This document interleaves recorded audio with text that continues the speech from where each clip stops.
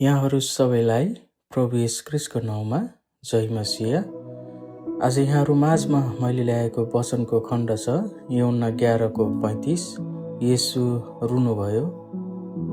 यो वचन बाइबलको सबैभन्दा छोटो पद हो, तर यसले येशूको गहिरो मानवता र करुणालाई दर्शाउँछ।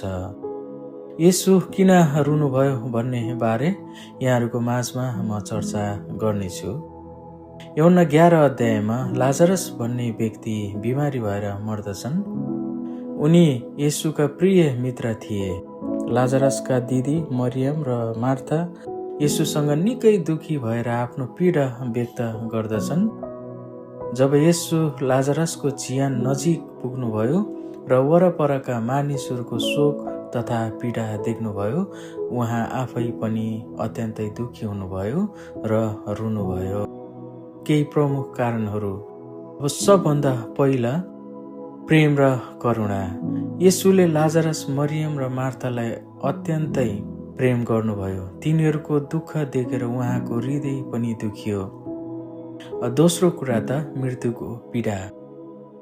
येशूलाई थाहा थियो कि लाजरसलाई पुनः जीवित गर्न सक्नुहुन्छ, तर मृत्यु मानव जीवनमा कति पीडादायी हुन्छ भन्ने कुरा देखेर उहाँ भावुक हुनुभयो।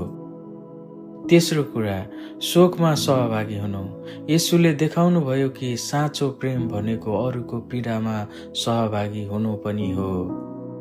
चौथो कुरा, मानवता प्रकट गर्नु। येशू परमेश्वर हुनुहुन्थ्यो, तर उहाँ मानव पनि हुनुहुन्थ्यो।